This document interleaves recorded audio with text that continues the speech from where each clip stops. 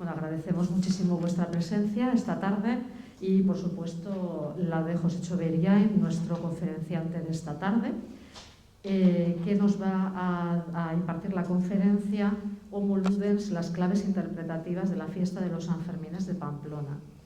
José Choberiain, supongo que muchos de los presentes lo conocerán, es catedrático de Sociología en la Universidad Pública de Navarra y es miembro del grupo I-Comunitas, Instituto de Investigación Social Avanzada de esta institución.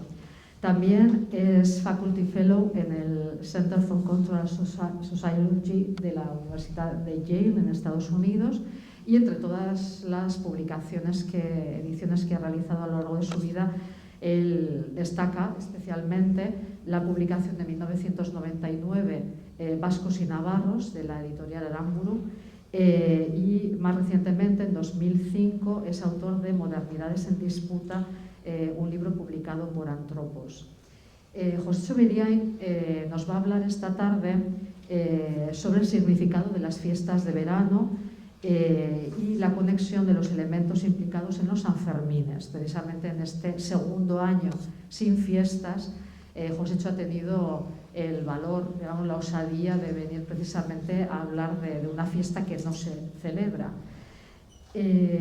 ¿Cuáles son esos elementos implicados y que todos tenemos en nuestra mente como imaginario asociado de manera indefectible a la fiesta de San Fermín? Esos elementos son el toro, el mozo, el torero, las peñas y coextensivamente el público. Josécho también va a analizar en su conferencia los elementos religiosos y lúdicos que dan forma y contenido a la fiesta. Pues sin más, les dejo con José Choberiain, que nos va a hablar de los Sanfermines. Gracias. Muchísimas gracias, Susana. Se oye bien, ¿verdad? Bueno, ya vamos venciendo un poco al virus, no totalmente, pero parcialmente, ¿no? Y bueno, pues es una satisfacción poder estar aquí con vosotros un poco hablando de estos temas. Quizá lo único que podemos hacer es hablar de estos temas, porque claro, practicarlos todavía pues tiene su riesgo. Digo, hablar de la fiesta, ¿no? Perdona. Muy bien, gracias. Se oye ahora bien, ¿no?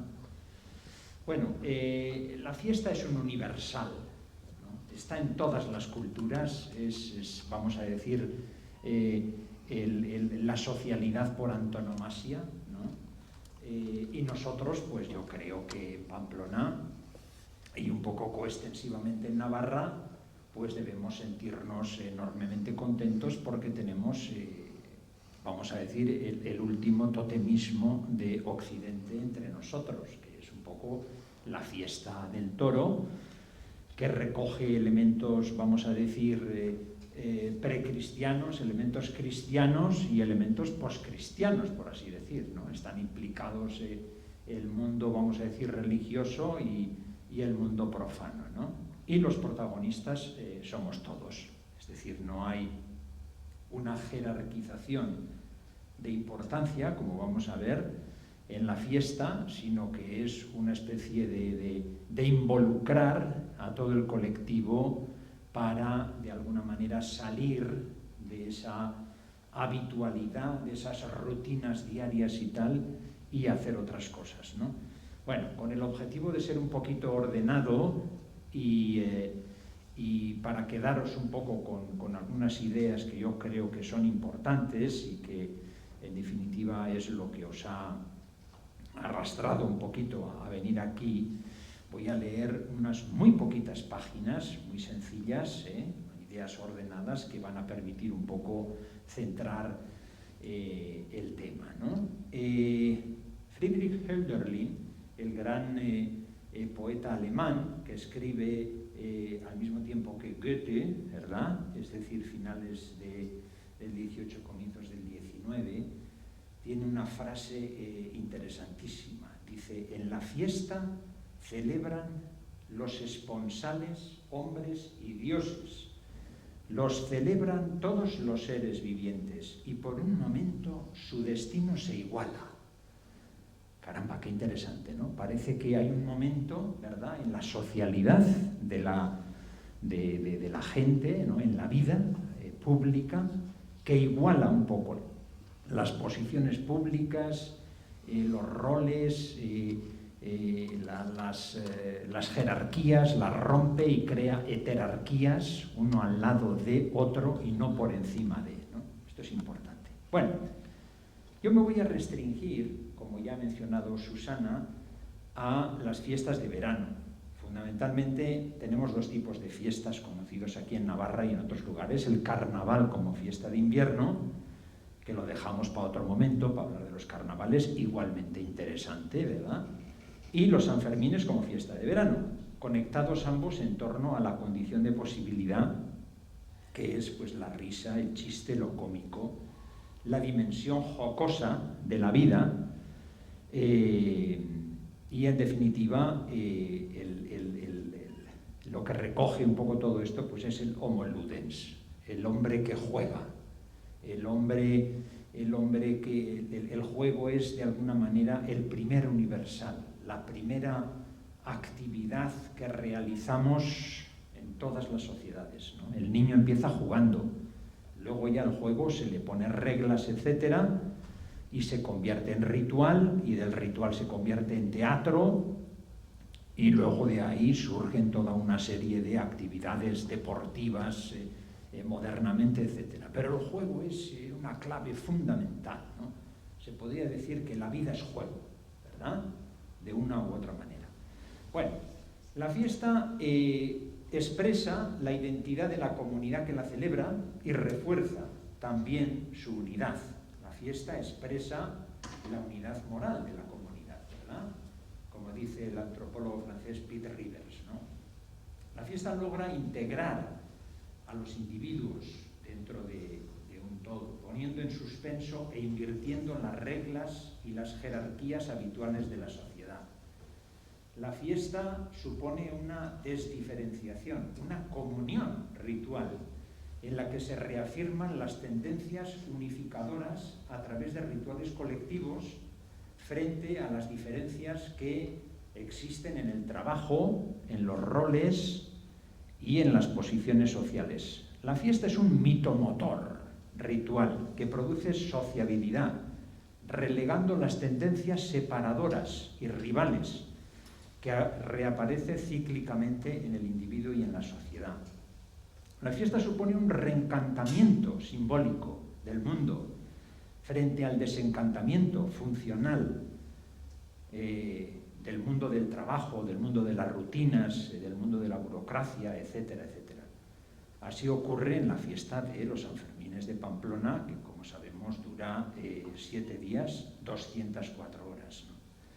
En la gestación de la fiesta confluyen las celebraciones religiosas en honor a San Fermín, intensificadas a partir del siglo XII, las ferias comerciales organizadas bajo privilegio real desde el siglo XIV y las corridas de toros documentadas en la ciudad a partir de ese mismo siglo, del XIV. Ya continuaremos un poquito con esto, hablemos un poquitito más de la fiesta. Supone la fiesta una inversión de todos los valores, una inversión del tiempo instituido del orden, una transgresión de lo sagrado. La fiesta no es la transgresión de lo sagrado, sino el hecho sagrado de la transgresión. Así lo pone de manifiesto Hölderlin en la frase que he citado como moto inicial de esta conferencia. La fiesta iguala el destino de los dioses y de los humanos, nos pone a todos al mismo nivel. Se pasa de una jerarquía de posiciones, como hemos dicho, a la heterarquía con H, es decir, uno al lado de otro, no uno encima de otro. De la misma manera como el hombre que trabaja para sobrevivir, disfruta de un día de fiesta después de otros 6 de trabajo, así también su Dios descansa tras los 6 días de la creación y guarda fiesta. Originariamente en la fiesta el hombre crea para sí sus dioses y su propia semejanza con la divinidad. La fiesta, como afirma el recientemente fallecido antropólogo navarro-aragonés Andrés Ortiz Osés, reúne simultáneamente la celebración religiosa y la pagana. La primera se situaría bajo los auspicios de Apolo el ordenador, la segunda bajo la égida de Dioniso el disolutor. Pero he aquí que la dialéctica de los contrarios contamina a estos mismos, ya que también la fiesta religiosa contiene elementos dionisíacos, lo mismo que la pagana contiene elementos apolíneos. En efecto, detrás de la pureza de lo sagrado y su totemismo ordenador se agazapa el diablo de la disolución y el tabú de lo impuro como su contrapunto necesario. La fiesta tiene un carácter transgresor y subversivo, ya que supone un dépassement, ¿no?, de unos límites o fronteras normales, cotidianas, y lo hace con el recurso a una cierta subversión del orden. La realidad no está solo configurada por el orden, sino por lo instituido por éste y por lo que instituye más allá de él o a pesar de él. La ambivalencia de la fiesta radica en que la realidad aparece distorsionada e iluminada a un tiempo. La fiesta comparece como una locura redentora que media entre lo sagrado y lo profano. Decía Tertuliano, credo quia absurdum, creo en otro mundo no porque esté loco, sino porque este mundo en el que vivimos es absurdo.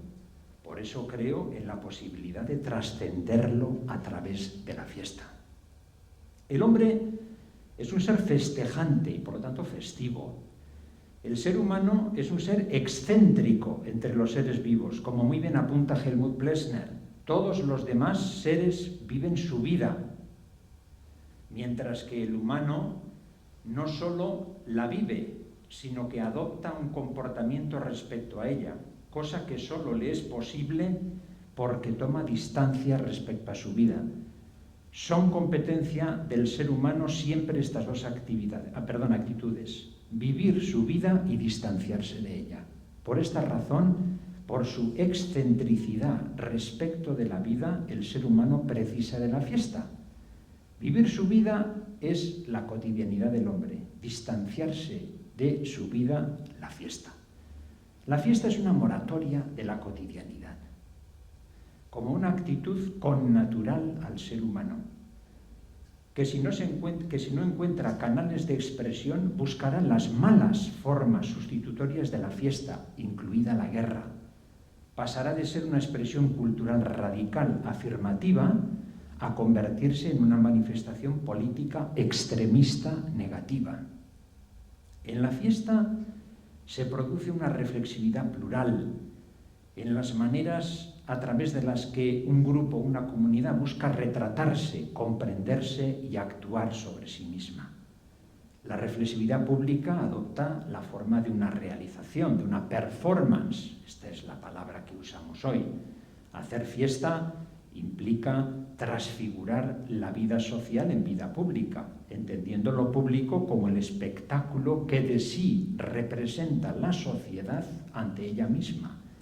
La vida pública es la vida social más su autointerpretación reflexiva. Los lenguajes a través de los cuales un grupo se comunica consigo mismo no se reducen a actos de habla, sino que incluyen gestos, música, danza, representación gráfica, pintura, escultura y el uso de determinados medios simbólicos, cuya expresión este museo es un buen ejemplo. La reflexividad pública está relacionada con otra categoría ya mencionada, la liminaridad. Esta categoría literalmente quiere decir estar en un umbral, en un estado o proceso entre lo uno y lo otro, de lo normal, de las actividades diarias, como comprar el periódico, comer, cenar, acudir al trabajo. El tiempo liminal no está sometido a la medida del reloj, sino que es un tiempo de encantamiento en el que pudiera suceder cualquier cosa. La fiesta pone de manifiesto una sublimación lúdica, basada en la realización ritual de los deseos y de las pasiones frente a la racionalización y planificación de los afectos, de las pasiones, etcétera, convirtiéndolos en intereses sujetos a decisiones racionales. Esto es lo que Freud ha llamado el principio de realidad. Bueno, nos tenemos que ajustar al principio de la realidad, pero también de vez en cuando conviene realizar un rito de paso hacia el principio del placer, de alguna manera representado por la fiesta. Una característica intrínseca a la fiesta es el flujo. Ese estado en el que la acción sigue a la acción, con arreglo a una lógica interna que no precisa de intervención consciente por nuestra parte, en el que existe poca distinción entre uno mismo y el entorno, entre el estímulo y la respuesta, entre el pasado, el presente y el futuro. El flujo representa el envolvimiento total del individuo en el juego, en el deporte, en las experiencias creativas del arte y de la literatura, en la experiencia religiosa y, cómo no, en el ritual festivo.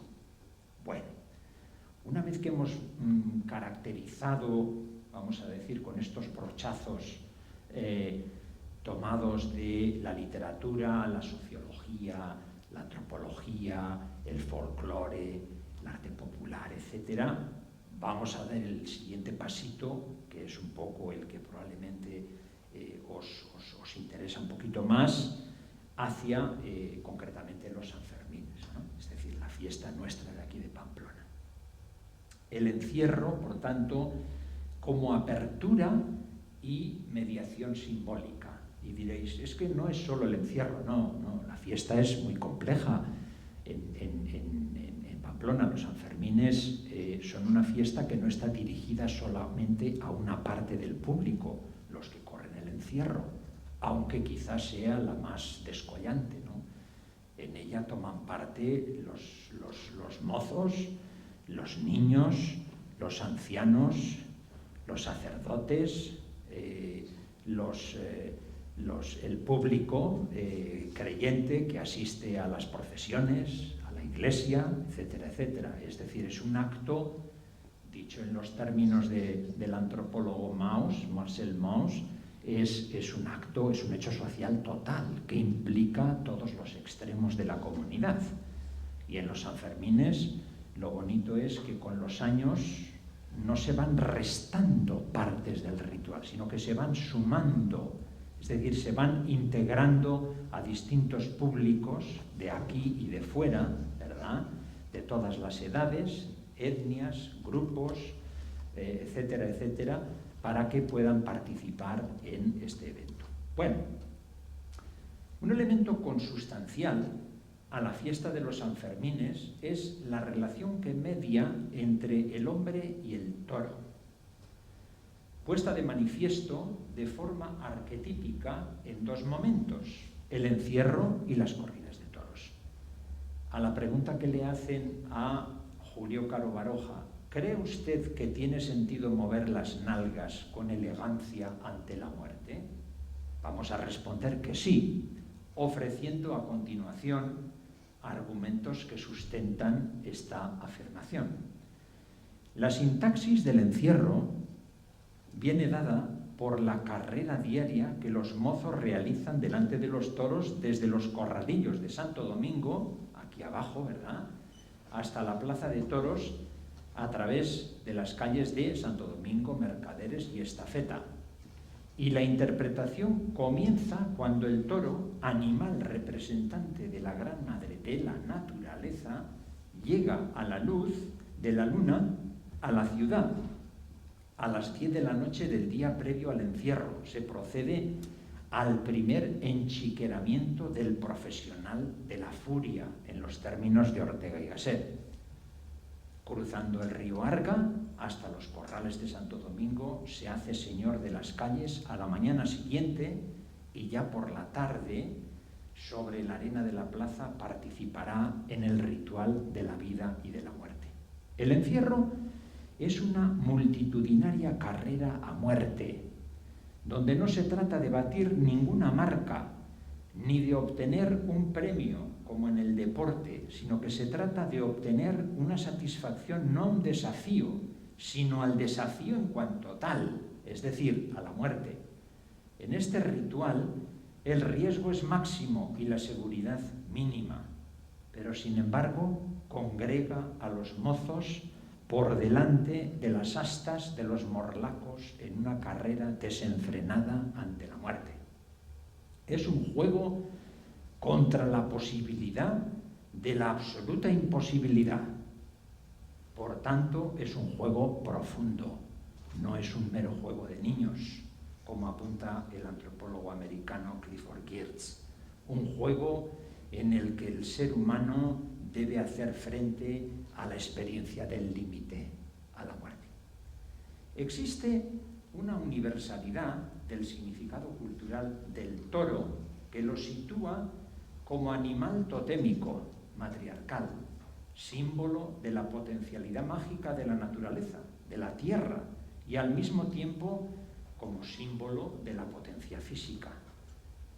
Y vamos a observar cómo en la fiesta navarra el protagonista, el principal protagonista a mi juicio, no es tanto el torero, aunque efectivamente tiene un protagonismo, el héroe civilizador, baluarte de la autopreservación, sino más bien el toro. En Pamplona, dice Víctor Gómez Pin, el espectador es indiferente a la ausencia de arte del torero o a la presencia de arte del torero frente a la dimensión técnica de dominio que pone de manifiesto el torero en el resto de las plazas españolas. En el drama, en el sentido del teatro, en el drama taurino pamplonés, el torero permanece, a mi juicio, en un segundo plano frente a la lucha entre el toro y el mozo y coextensivamente en las peñas y el público. La diferencia de esta fiesta se pone de manifiesto en que la preponderancia del arte del toreo, es decir, del torero, se ve sustituida por el juego sin reglas, por la ausencia de técnica que emerge de la comunidad dionisíaca que festeja, del flujo, de lo popular desregulado frente a lo técnico regulado de la axiomática taurina. En Pamplona, a mi juicio, es más importante la comunalidad de los que participan en la fiesta que el arte de un héroe civilizador enfrentado a la madre natura en forma de toro. El encierro, algo típicamente navarro, pone de manifiesto la ausencia en este momento del torero como mediador ritual entre el toro y el público. La copresencia del mozo y toro en el encierro pone de manifiesto la ausencia de elementos técnicos en el encierro.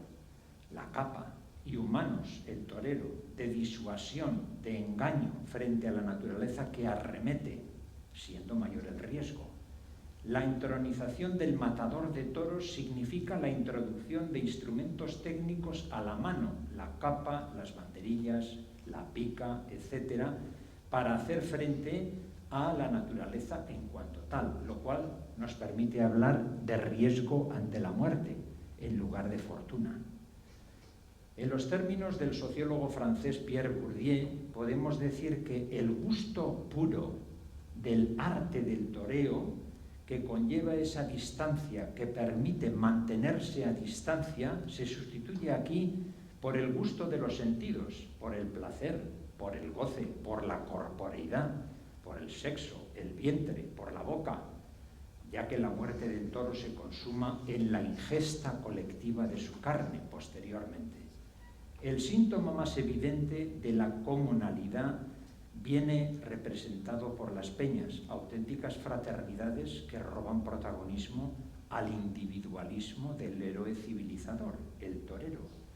En esta fiesta sanferminera, como hemos visto, confluyen elementos naturalistas precristianos propios de las religiones matriarcal naturalistas, con el toro como animal totémico protagonista, así como motivos cristianos en los que aflora el heroísmo civilizador, común también a otras religiones universales, poniendo de manifiesto la presencia del mozo en el encierro que tienta a la fortuna sin matar a su enviado, el toro, a diferencia del héroe patriarcal torero que enfrenta a la naturaleza toro para matarla, conformando así un original rito o protorrito de paso a través del que renace como héroe civilizador respetuoso de la naturaleza que embiste y a la que encauza simbólicamente.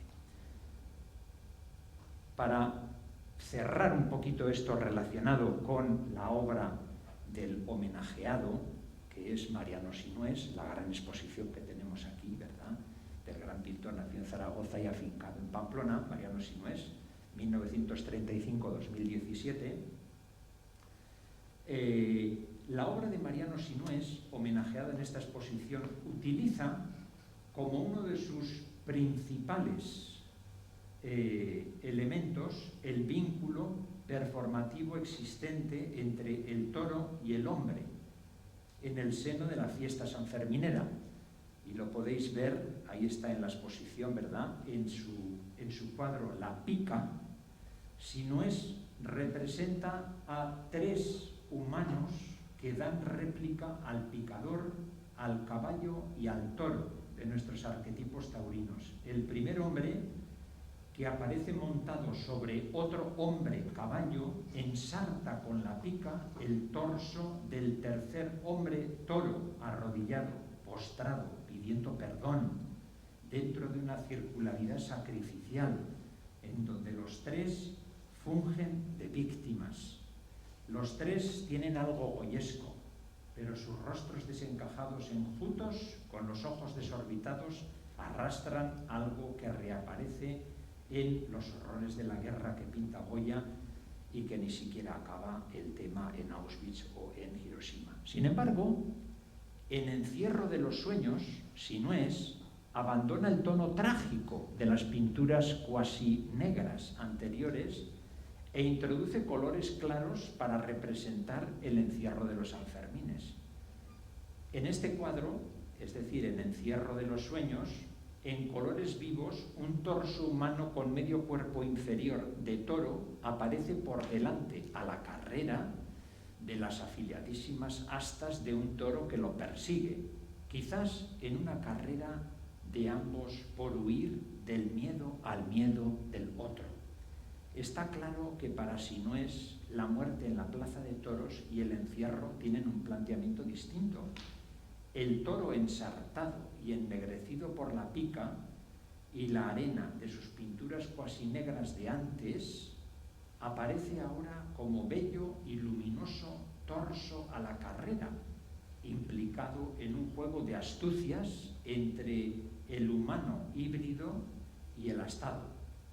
El toro, que representa la fuerza genesíaca de la naturaleza, llega a Pamplona, como hemos dicho, el día anterior, y performativamente realiza este trayecto, ¿verdad?, hasta que de alguna manera transcurren esas 204 horas, por así decirlo.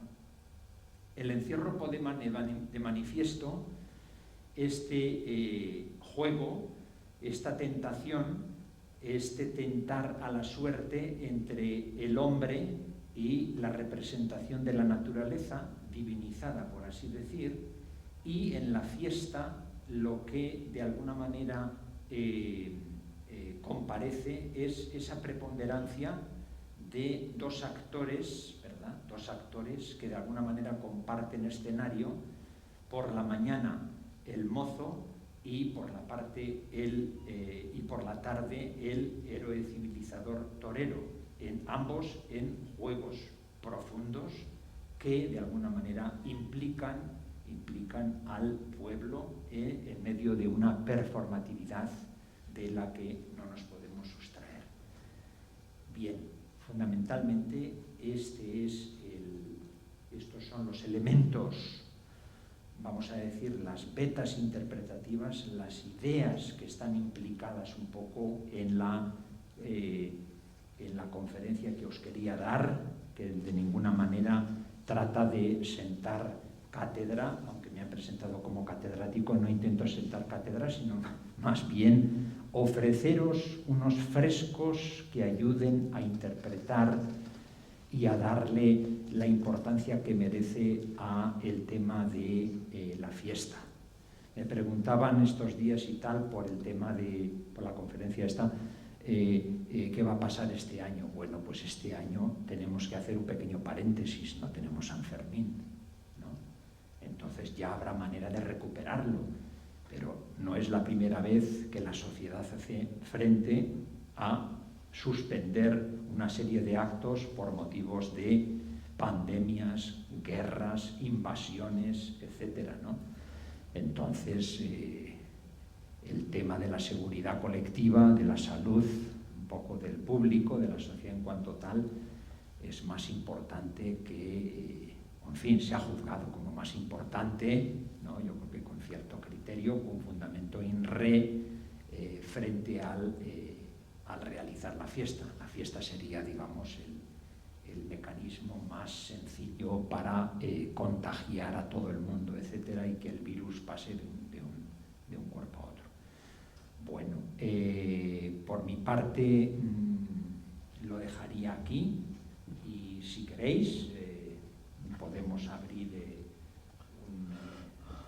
un turno de intervenciones, etcétera, en torno en fin, ¿no?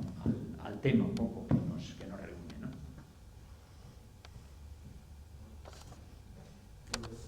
Voy a empezar yo. Que conste que, bueno, yo he salido bastante, ahora últimamente no salgo mucho y no es que vaya en contra. Pero la pregunta es, que se suele comentar, ¿usted qué opina que con la justificación de que es cultura, un ser mate a otro a la tarde a las 6:30, 7 menos cuarto, 7, solo porque los demás se lo pasen bien o porque les guste eso? Se suele justificar como algo cultural. Le digo a usted porque hoy en día está en boga el maltrato animal. No puedes dar una paliza a un perro, no puedes hacer lo que quieras. Sin embargo, se justifica esto. Bueno, no es el tema de las corridas de toros hoy, pero ha salido. Entonces, a las mañanas yo he visto que es que no se mata al toro, se le pone anillas en otro tipo de espectáculos, se salta por encima y en el encierro mismo no se mata y tal.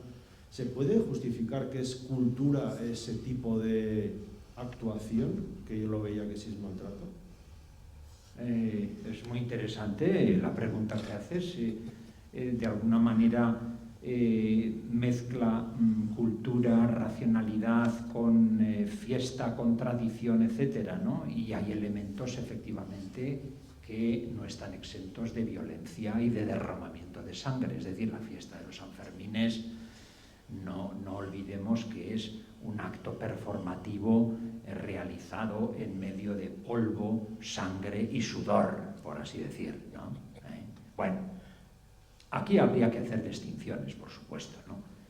Si nos fijamos un poco en la tradición, desde el punto de vista de la tradición, es decir, de recordar una serie de actos que están ahí, que nos vienen del pasado y que todavía aquí mantenemos, efectivamente tiene ¿cómo se dice? Tiene un eco popular, tiene vamos a decir, un apoyo, tiene una consistencia, etcétera. Pero también hay que constatar, yo por lo menos como sociólogo no puedo eludir la pregunta que estás haciendo, que si preguntamos hoy día a muchísima gente, esta parte del ritual de la ¿cómo se dice?, de la corrida, ¿verdad?, donde entra la estocada, la pica, etcétera, y la muerte violenta del toro, pues es algo cuestionado, ¿no? Entonces, si preguntamos hoy día a muchísima gente, hacemos una encuesta, pues probablemente obtengamos datos en que una buena parte de la población estaría en contra de este tipo de actuación violenta y más sería mucho más, vamos a decir, se inclinaría por mantener un poco el encierro. El encierro es muy peligroso también, pero claro, en el encierro la violencia no se ejerce contra el animal, sino que es una especie de tentativa, ¿no?, entre dos, entre comillas, dos sujetos, ¿verdad?, que se la juegan y que, bueno, salen, en fin, ¿no?, más o menos bien parados cuando salen, pero en principio no hay una especie de violencia ejercida por alguien que tiene medios técnicos para hacerla, como es el ser humano, ¿no?, el torero en este caso, el héroe civilizador, ¿no? Entonces, desde un punto de vista racional, desde el punto de vista del proceso de la civilización, de los afectos, de las formas de esto, yo creo que desde Europa, desde Estados Unidos, de cualquier lugar, pues es decir, se critica la muerte violenta del toro, y hay que entenderlo como una cosa normal. Cuando dicen, pero ¿cómo mantienen ustedes en España estos rituales de sangre tan, vamos a decir, tan violentos, ¿no? Entonces realmente uno tiene que decir, pues sí, me avergüenzo por esto y tal. Sin embargo, está el otro lado, es decir, hay una parte también de esa misma sociedad que, como elemento de la tradición, como parte de esa cultura, que evidentemente tiene una parte violenta, está dispuesta a mantenerla. Entonces, bueno, las autoridades, ¿qué hacen? Yo creo que aquí no es cuestión de diferenciar entre elementos políticos, es decir, la izquierda está a favor de esto y la derecha está en contra, o viceversa. Yo creo que tanto unos como otros habrá gente que defienda y otros que critiquen un poco vamos a decir, este elemento violento que está dentro de las corridas de toros, ¿no? Entonces, yo creo que cuanto más moderna es la sociedad, probablemente más adeptos ganará, vamos a decir, entre la gente esa crítica racional en torno a la supresión de los elementos violentos dentro de la fiesta. Yo, por ejemplo, en el departamento, pues la mayor parte de la gente son animalistas, es decir, defensores del animal. Y sin embargo les gusta la fiesta de San Fermín mucho, a la inmensa mayoría. Entonces, en esa paradoja, en esa ambivalencia, ¿verdad?, y uno dice, pero ¿cómo vivís en medio de ambivalencia? Pues como vive todo el mundo. La sociedad no es algo claro y distinto, no es blanca o negra. La sociedad es una gran zona gris de claroscuros, como decía Simmel, y vivimos en medio de ambivalencias. Y las ambivalencias nos circundan. Queridos amigos y queridas amigas, con el tema, no me voy a meter ahí, pero con el tema de los indultos pasará lo mismo. Hay una parte que está en contra y otra parte que está a favor, etcétera. No son cuestiones. Una vez que deslindas los argumentos racionales a favor y en contra, tienes que tomar una decisión sabiendo que lo que vas a decidir tiene elementos colaterales que no son muy aceptables. Pero lo hacemos y vivimos, ¿verdad? Entonces, pues, en fin, no te puedo dar una respuesta de decir, estoy en contra totalmente de todo, ¿no? Es una respuesta matizada, ¿no? Pero por las razones un poco que he dicho, ¿no? ¿Más cuestiones?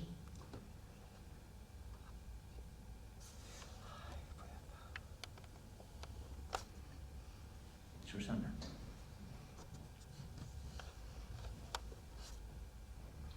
Sí, un poco en la misma línea, pero con otro tema que no es el del toro.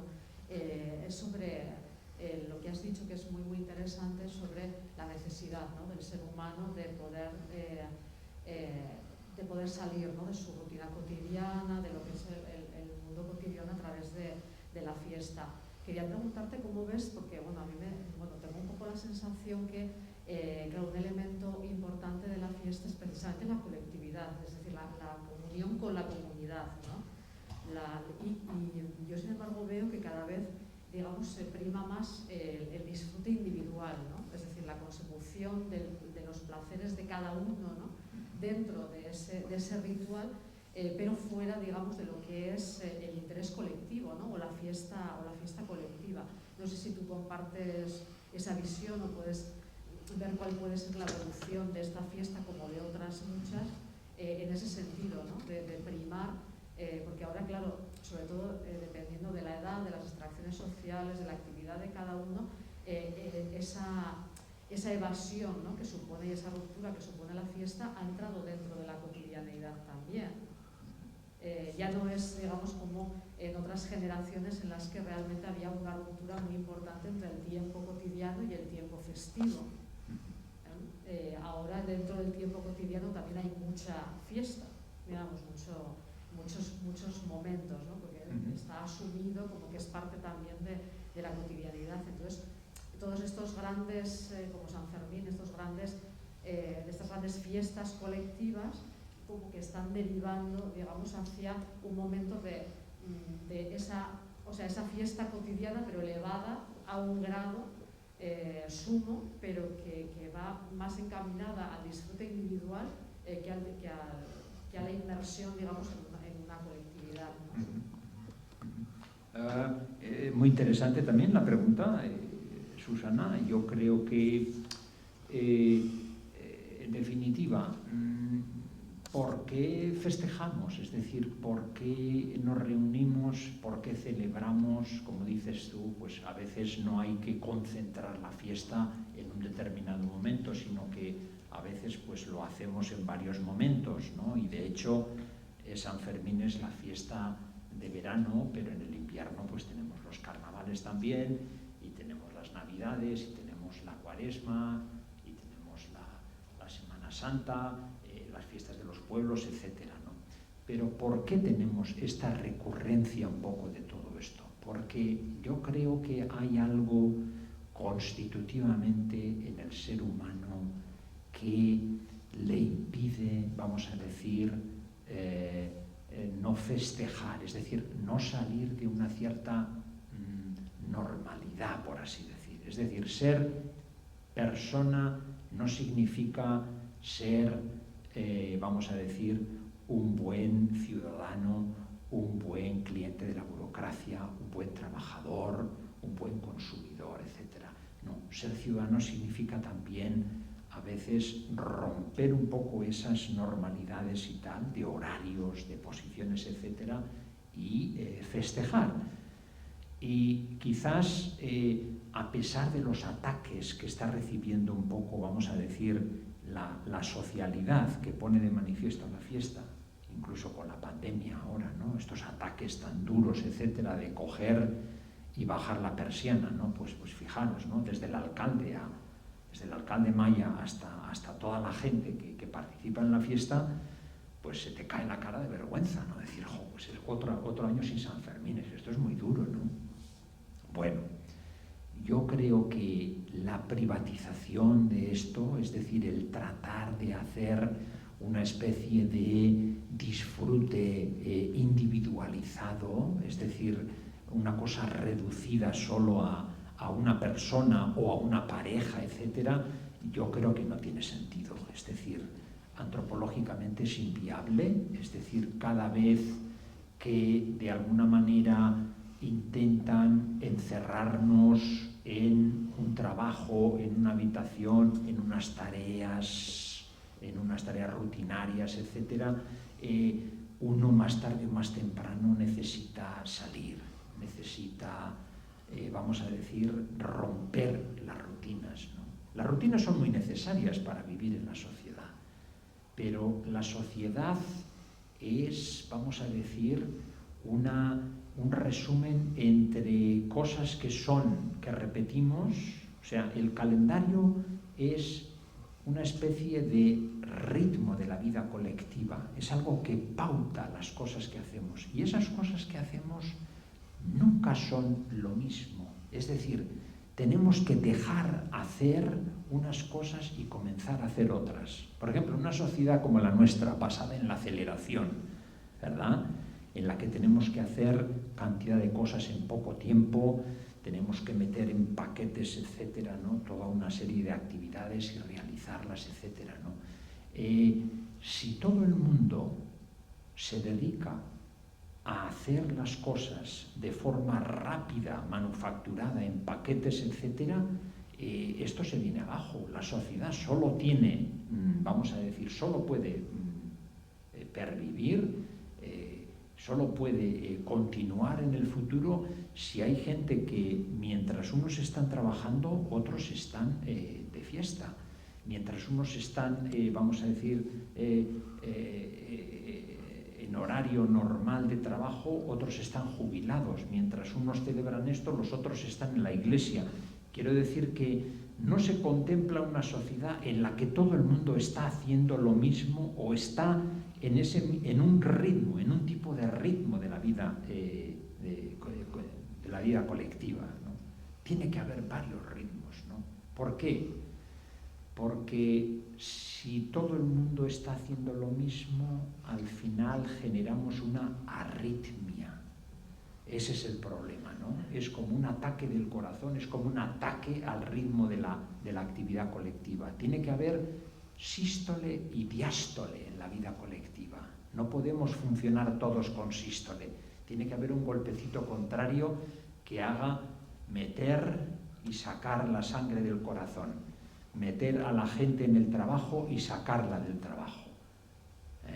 Muy importante, ¿no? Hombre, mucha gente dirá, joder, pero es que todos los que no tienen trabajo y tal, bueno, pues sí, es que la sociedad no es algo que está organizado bien, es algo que está organizado en general bastante mal, es algo conflictivo la sociedad. Eso es lo que hay que tener muy presente, ¿no? Primero, ¿no?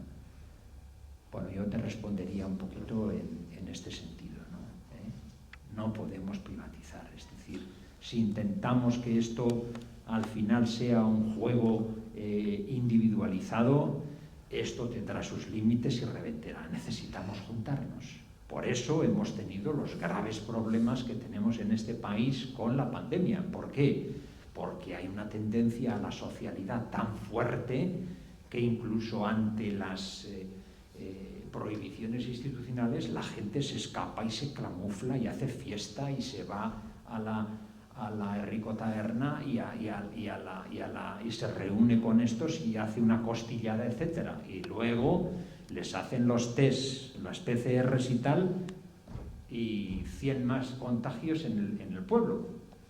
Ese es el precio que hemos tenido un poco que pagar, etcétera, ¿no? Que afortunadamente la vacuna, pues en fin, ha logrado controlar. Nos salvamos por la vacuna, no por nosotros mismos. Más cuestiones. Sí. Sí. Fijándome en el título, La fiesta terrible. Perdona, no te he oído. Que fijándome en el título, La fiesta terrible, realmente toda fiesta tiene un componente elemental de alegría, que se desborda por un hecho festivo, como hemos dicho, ¿no? Pero claro, Pamplona tiene un matiz que es muy interesante.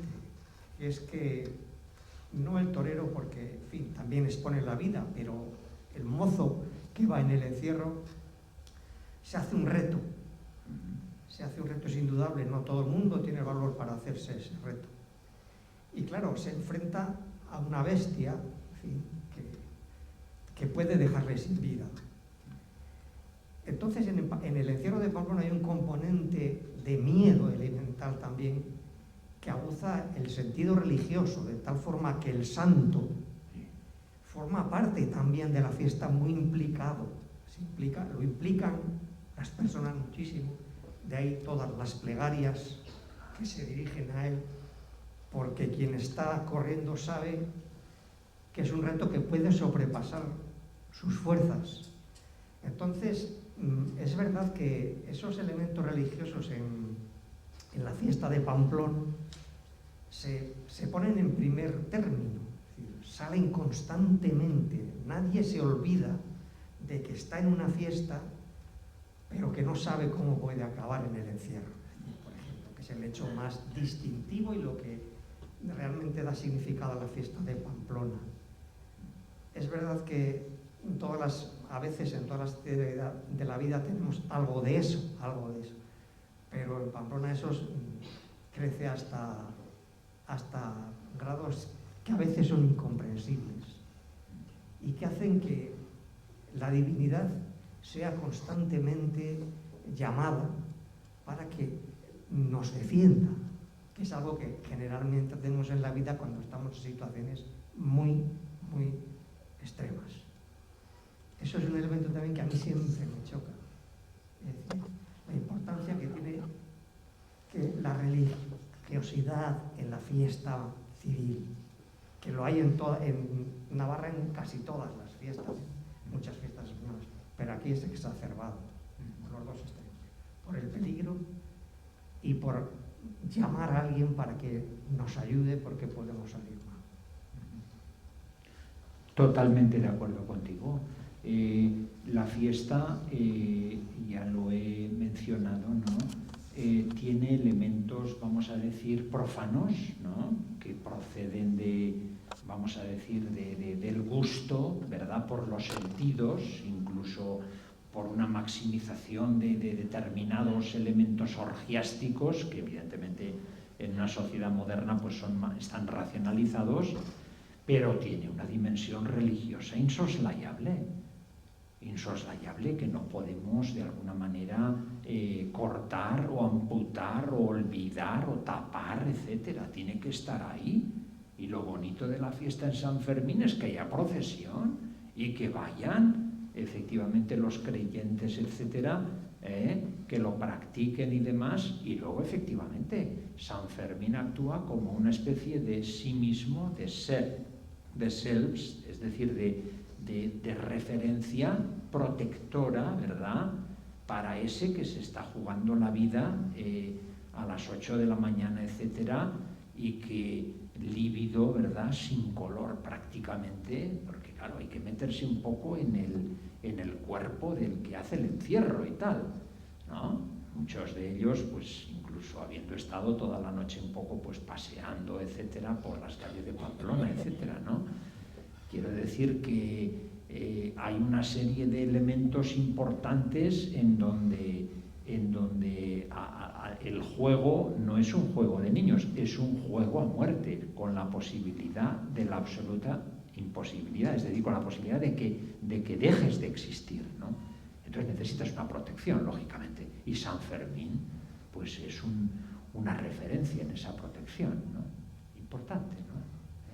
Lo interesante de la fiesta es la capacidad de anudar de forma pacífica, de forma incluso armónica, elementos profanos y sagrados en un todo, de juntar a los públicos distintos. Evidentemente a un niño no le podemos llevar al encierro, pero hay actos para los niños dentro de la fiesta de San Fermín. A un anciano no le podemos llevar ni debemos al encierro, pero hay actos dentro de la fiesta de San Fermín que implican también al tercer sector o al cuarto sector, etcétera, ¿no? Entonces yo creo que esto es importante, ¿no? Toda esa serie de fragmentos que constituyen un todo en el que integras un poco a toda la comunidad, porque claro, si esto fuera solo una fiesta para los héroes, ¿verdad?, que corren, pues entonces tendríamos una especie de reedición de los protojuegos olímpicos y tal, donde eligen ¿cómo se dice?, al Kouros, al gran Kouros, al rey, ¿no?, el Heracles, el Hércules, etcétera, que gana la carrera, etcétera, frente a otros, lo eligen rey, etcétera, ¿no?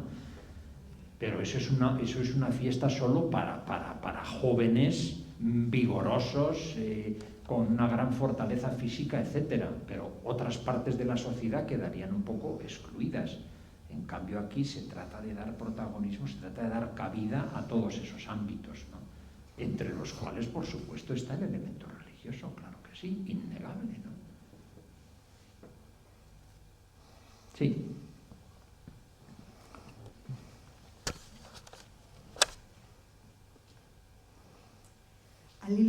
todas estas reflexiones tan interesantes que estamos escuchando. A mí me vienen una serie de cosas a la cabeza relacionadas con la fiesta. Se ha hablado de tradición y efectivamente casi todas las fiestas que tenemos son fiestas, algunas de ellas de tradiciones muy antiguas, relacionadas con el ritmo de las labores agrícolas o en la ciudad y todas esas cosas. Por otra parte, también me ha venido un recuerdo de una cosa que leí que me impactó mucho, ¿no? Que es en los años finales del Imperio Romano, para los ciudadanos, no sé si había 200 o 200 días y pico festivos a lo largo del año. Y por otra parte, en el momento en el que estamos viviendo ahora, la fiesta nosotros la asociamos al ocio, ¿no? Entonces, no sé, todo eso me ha venido a la cabeza y pregunto un poco cómo consideramos que puede evolucionar esto, o qué está pasando. Bueno, nuestra sociedad es un tanto curiosa, ¿no? Paradójica, en el sentido de que le da un gran valor al trabajo, es decir, a la actividad del ser humano, ¿verdad? Que transforma, vamos a decir, el entorno, crea riqueza, etcétera, ¿no? Es decir, yo creo que tenemos ahí casi un poco como inoculado, nos han inoculado el virus, vamos a decir, protestante fundamentalmente, no exclusivamente, del trabajo como un elemento importante, ¿verdad? No solo para producir riqueza colectiva e individual, sino también como mecanismo de emancipación y de realización personal, es decir, la persona a través del trabajo se realiza a sí misma. Pero, ¿qué ocurre también? Que el trabajo tiene una dimensión, no estamos en el siglo XVII o XVIII cuando Max Weber escribía La ética protestante, el espíritu del capitalismo, estamos en el siglo XXI. Entonces el trabajo tiene una serie de dimensiones que son tanto, vamos a decir, entre comillas, negativas, ¿no? Son muy exigentes, ¿no? Es decir, hay personas que trabajan muchísimas horas seguidas, con horarios terribles. Hay personas que queriendo trabajar, sin embargo, no pueden trabajar porque el mercado no logra absorberlos, etcétera. Entonces, hay realidades un poco relacionadas con el mundo del trabajo que son problemáticas, ¿no? Bueno, ayer veía un programa muy interesante y tal en la televisión sobre tres grandes figuras. Una era Marx, otra era Friedrich Nietzsche y el tercero, no recuerdo ahora, no sé si era el compositor Wagner, ¿no? El gran compositor de Tannhäuser, etcétera, ¿no? Ya sabéis de quién hablo, ¿no? El gran compositor alemán, ¿no? Marx, la idea que tenemos de él es pues de una persona que se sube a un barril y que arenga a la gente para movilizarla y para que despierte un poco del sueño, en fin, ¿no? Del sueño y del engaño, de estar trabajando y sin embargo pues recibir un mísero sueldo a final de mes y dejarse la vida ahí, ¿no? Bueno, en Marx hay un elemento utópico interesante, ¿no? Que yo creo que nos debería hacer reflexionar, ¿no? En la utopía de él, yo creo que él se equivoca cuando habla de la sociedad comunista y habla de la dictadura del proletariado, etcétera, como estadios para crear una sociedad, ¿verdad?, que supere la sociedad capitalista. Creo que se equivoca, ¿no? Y prueba de ello es que ya se ha probado históricamente en algunos sitios y no ha dado los resultados que esperábamos. Pero en su utopía, es decir, en la imagen de la sociedad que proyecta un poco hacia futuro, yo creo que hay una serie de cosas interesantes, ¿no? Hay algunos fragmentos de él que ayer también en el programa aparecían, y era el siguiente: tenemos que crear una sociedad en la cual uno pueda trabajar durante unas horas al día, no dice exactamente 2, 3, 4, ya hemos visto que a medida que las sociedades son más modernas, el número de horas trabajadas normalmente disminuye, tiende a disminuir, aunque habría que analizarlo esto un poco en perspectiva global, ¿no? Habría que ver cuándo se levantan los venezolanos, los mexicanos, los españoles, los japoneses, los alemanes, y cuándo se echan a dormir y cuántas horas ha trabajado cada uno de ellos. Y probablemente ahí nos salgan cosas muy interesantes. Pero él decía, todo el mundo debiera poder trabajar unas horas al día. Todo el mundo debiera poder tomar un café con unas pastas, que esto le venía un poco de cuando él era jovencito en Prusia, en Treveris, donde nació, que él se tomaba, pues en fin, su pastelito de Apfelstrudel, ¿cómo se dice?, de tarta de manzana, muy rica, de estilo germano, ¿verdad?, con un tecito o un cafecito, etcétera, ¿no?, que tanto nos gusta. Y luego debería poder leer unos fragmentos de los libros o ver algunas películas que le interesen, etcétera. Por tanto, en esa sociedad de la que está hablando un poco Marx, en esa utopía que está lanzando, está el homo, ¿cómo se dice?, el homo laborans, el homo economicus. Evidentemente, alguien tiene que trabajar. No sé si tenemos que trabajar todos 3, 4 horas, o 7 o 8, no lo sé, o igual podemos repartir el trabajo de forma más racional. Sin duda hay un homo economicus, pero también hay un homo ludens, y hay un homo transiens, es decir, hay un hombre que está cambiando, yendo de un lugar a otro. Todos somos de alguna manera extranjeros en el extranjero, ¿verdad? Y salimos de aquí y iremos de vacaciones a otro sitio. Igual salimos de España o no, ¿no? Entonces, como todo el mundo va a experimentar ese tipo de situación, ¿por qué no lo reconocemos un poco y abandonamos algunos estilos y tal? Como decir, bueno, pues en fin, ¿no? Lo importante es el trabajo. Bueno, el trabajo es importante, pero solo el trabajo. Modernamente se utiliza la palabra ocio, efectivamente, ¿no? El ocio es toda esa masa de tiempo que hemos liberado, ¿verdad?, del trabajo, pero tened en cuenta que a veces es una palabra engañosa, porque no son solo el tiempo de trabajo no es solo el que le dedicamos aquí a trabajar 7 o 8 horas todos los días, ¿no?, los que tenemos un contrato de trabajo o las que tenemos un contrato de trabajo, sino el tiempo que luego utilizas, tienes que usar en casa para comprar, para cocinar, para cuidar a la peña, etcétera, etcétera, ¿no?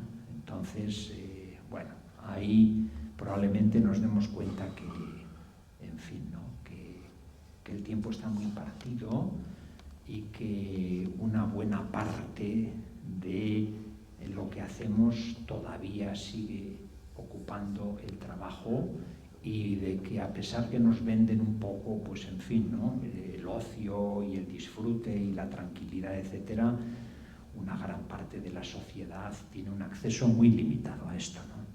Pensemos que vivimos en sociedades ricas o muy ricas en las que trabajamos, luego nos jubilamos, hay un tiempo de disfrute, etcétera, pero esto es solo una burbuja, es decir, es una parte de la humanidad, ¿verdad?, que hemos creado una serie de sistemas que podemos vivir así. La inmensa mayoría no tiene esto y por tanto están toda la vida un poco con la espada de Damocles del trabajo encima de su cabeza, ¿no? ¿Más cuestiones?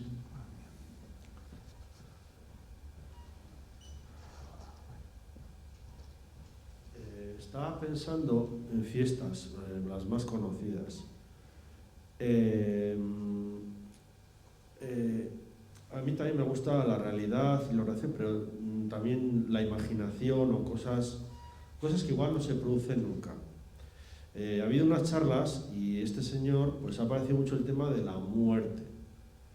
Una tía mía decía: quien ama el peligro perecerá en él, y se me ha ocurrido una cosa.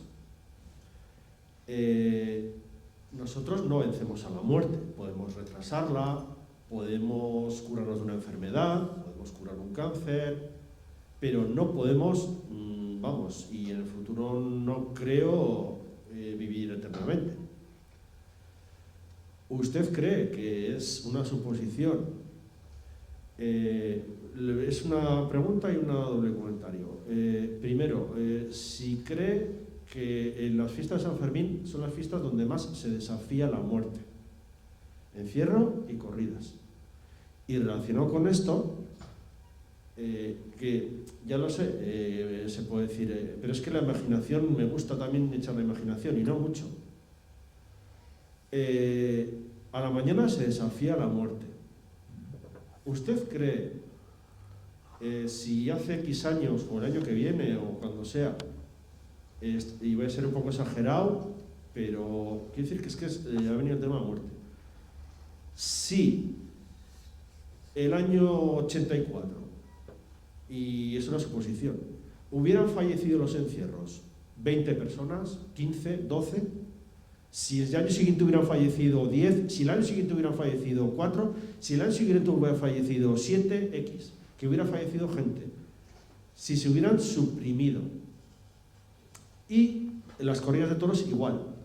Si el año que viene mueren X toreros, aquí o en Sevilla o en tal, sería que hemos desafiado demasiado a la muerte y entonces tendríamos que optar por la vida si se hubieran suprimido las dos cosas. Bueno, es estás haciendo una suposición, una especie de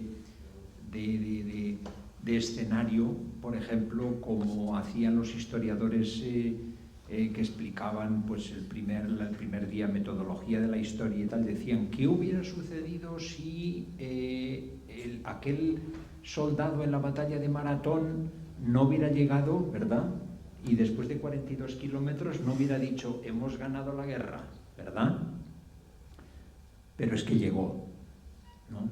Entonces, si hubiese sucedido eso, lógicamente el tratamiento que se hubiera dado a la fiesta hubiera sido muy distinto, con 20 muertos encima de la mesa, a ver qué alcalde pues no se resiste a exigir, vamos a decir, un seguro de vida a todos los que van a correr en el encierro, ¿no? O quién no suscribe una póliza de seguro, como en los coches, ¿verdad?, para correr el encierro, evidentemente. La pregunta está ahí. Unos años ha habido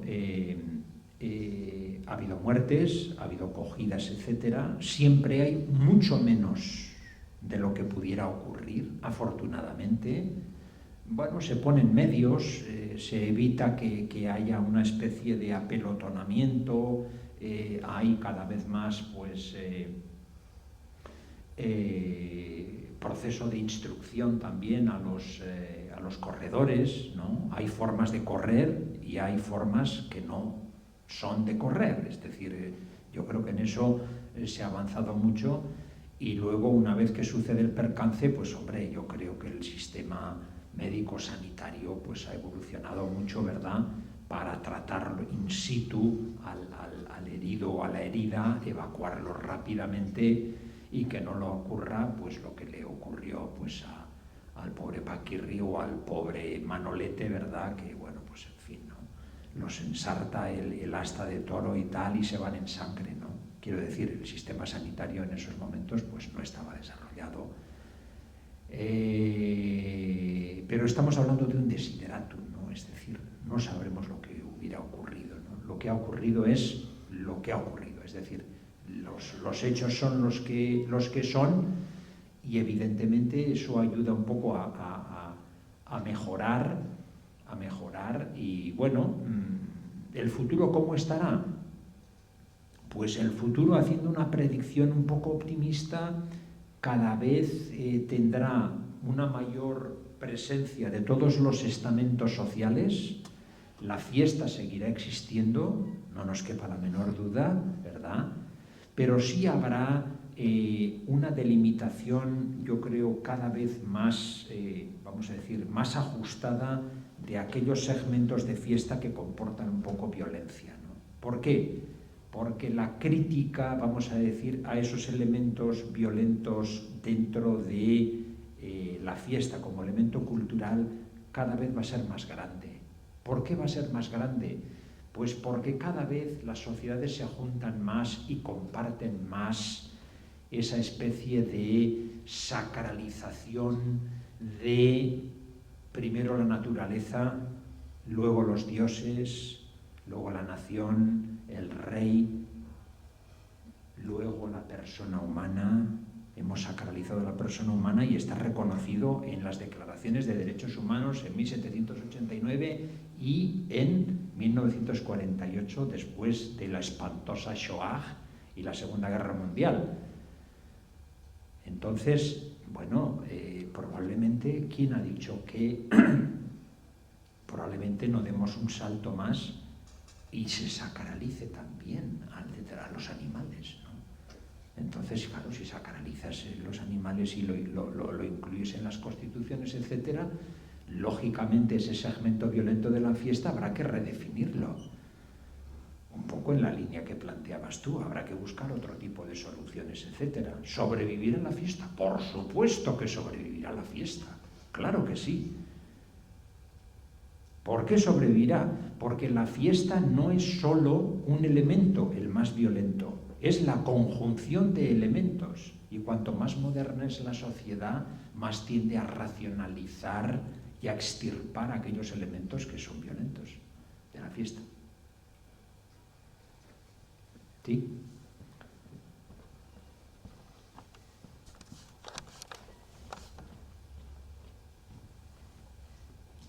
Yo me voy a animar a plantear otra cuestión que me está rondando la cabeza.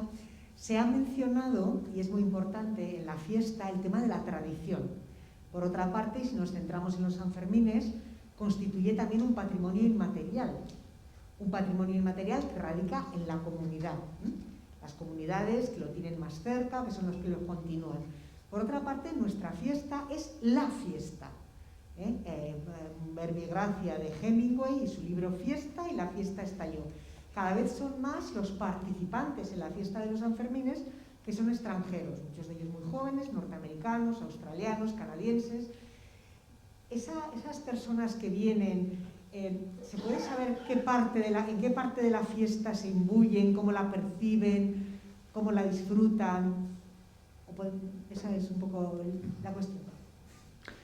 Muy bien, muchas gracias, Mercedes. Yo creo que efectivamente, ¿no? Cuando hablamos de la fiesta en este sentido de internacionalización y de suma y afluencia de nuevos públicos, etcétera, claro, tenemos que echar mano de Hemingway, ¿no? Es decir, Hemingway fue la mejor cosa que le podía pasar a una fiesta como los Sanfermines. Hemingway lo decía cuando estaba medio retirado en Cayo Largo, en el sur de Florida, que es donde está el Museo Hemingway, etcétera. Él vivió ahí, cerquita de Cuba, etcétera, ¿no? Él decía, mientras nosotros en Estados Unidos tenemos aquí la ley seca, es decir, está prohibido el consumo de alcohol, la venta y el consumo de alcohol, en Pamplona el vino corre por las calles. Y decía, joder, esto es un país protestante durísimo, muy centrado aquí en el trabajo, en el orden, etcétera. Bueno, que al final ellos también se lo saltan, ¿no? Todas estas cosas, ¿no? Y en lugar de consumir vino, consumen productos más fuertes de 40 grados, ¿verdad? Bueno, yo creo que la influencia de Hemingway es interesante. ¿Por qué? Porque de alguna manera vuelve a crear en torno a esa serie de elementos fundamentales como es la ingesta, la bebida, el toro. Yo no he visto en Hemingway que haga una defensa de la corrida frente al encierro. Yo creo que él pondera ambos. Muy importante, ¿no? Esto, ¿no? Entonces, yo creo que él, en esos momentos, es decir, en los años 20 y en los 30, ¿no? Ve un poco toda esa serie de elementos, ¿verdad?, que en una sociedad como la americana ya han desaparecido, porque un rodeo, los rodeos que tienen en el medio oeste y en el oeste en Estados Unidos no tiene nada que ver con esto. Esto es una cosa todavía, como decía, ¿no?, de expresión totémica de una sociedad primitiva, ¿no?, y dura. Aquí la gente no anda con bromas, es decir, el cuerno el asta de un morlaco de Libia español no es broma, es decir, no es el embolado ese de un toro de estos americano que pesa 1000 kilos y tal. Eso es más bien un caterpillar, es un aparato de una gran fortaleza y tal, pero no tiene peligrosidad para matar. En cambio, este sí, ¿no? Entonces, yo creo que hay una serie de combinación de elementos importantes y tal que efectivamente ha creado una mitología, ¿no? Y esa mitología, a través de Hemingway, claro, pues Hemingway es premio Nobel de literatura, todos conocemos y tal, pues el papel que tuvo también un poco en España en esos momentos, luego con la República, etcétera, ¿no? Entonces, eso trasciende un poco vamos a decir, ese momento, la década de los 20 y los 30, y actúa como un mito atractor para la gente, ¿verdad?, como esa frontera que tienes que cruzar. Eso les ocurre mucho a los americanos hoy, ¿no? A pesar de que ya sabéis, la frontera entre México y Estados Unidos es una herida abierta, durísima, entre dos mundos, etcétera. Sin embargo, hay millones de mexicanos que cruzan hacia el otro lado, hacia Estados Unidos, para trabajar. Las cocinas hoy de los restaurantes en Estados Unidos funcionan porque están mantenidas por mexicanos. Si los mexicanos esos regresaran todos a México, los americanos iban a morder las uñas, no iban a comer nada.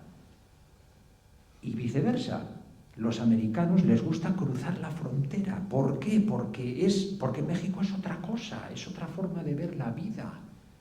La fiesta que encuentras en México, en un sitio o en otro, no la tienes en Estados Unidos. Entonces es quebrar un poquito esa regla, romper un poco la norma, etcétera, para luego regresar, etcétera, ¿no? ¿De acuerdo, no? ¿Me explico? Entonces esos atractores seguirán existiendo, ¿no? Le tenemos que agradecer muchísimo, ¿no? Bueno, por eso le hemos puesto ahí, en fin, ¿no?, las estatuas en un lugar, en otro, etcétera, ¿no? ¿Más cuestiones? Volveremos el año que viene y igual alguno, pues en vez de una semana, pues igual se pone a hacer 2 o 3 semanas para recuperar el tiempo perdido. Ya veremos. Bueno, muchísimas gracias y seguimos un poco, pues en fin, con el Homo Ludens.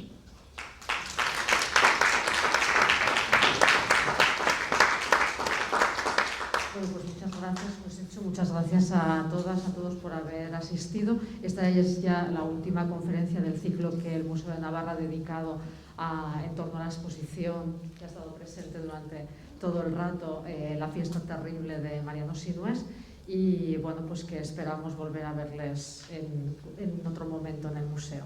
Gracias.